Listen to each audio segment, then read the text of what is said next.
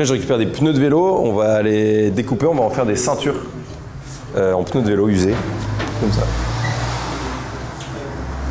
En fait, il y a 2 ans, je me suis retrouvé un peu comme beaucoup de jeunes étudiants, je pense, qui viennent d'être diplômés, qui finissent leurs études.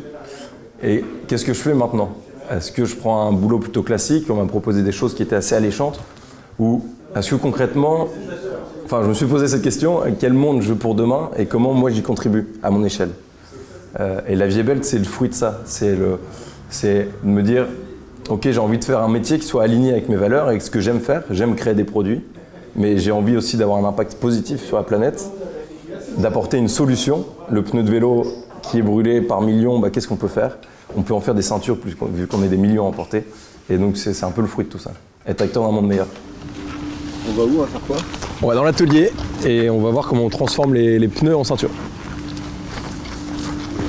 C'est un atelier partenaire, c'est une entreprise adaptée donc qui emploie au moins 80% de son effectif qui est en situation de handicap.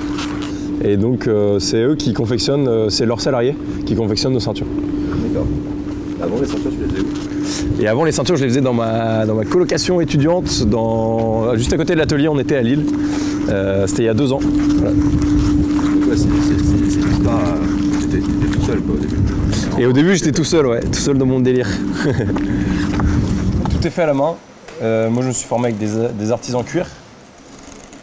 J'ai été rencontrer des cordonniers, des gens qui travaillaient le cuir pour regarder comment ils faisaient des ceintures, eux, avec leur technique, et adapter leur savoir-faire à mes contraintes à moi.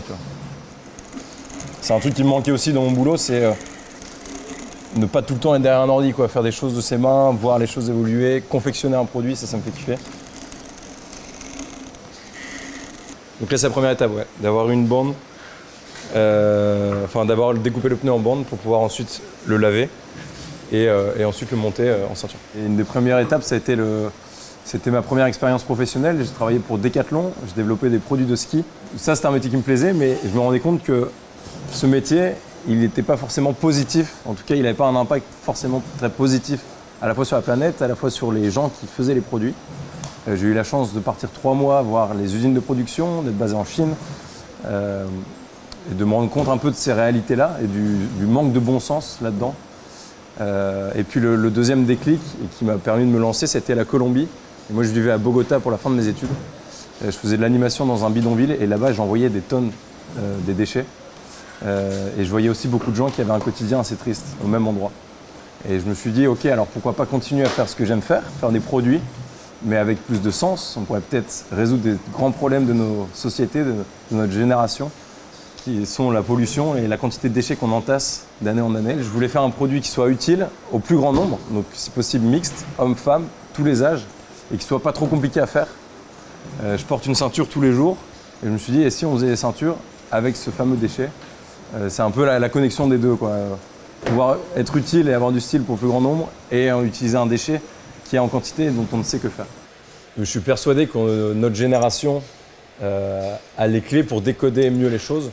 On n'a jamais eu autant d'informations sur l'urgence climatique, sur ce qui se passe réellement dans notre planète, sur les conséquences de nos actes, de nos achats.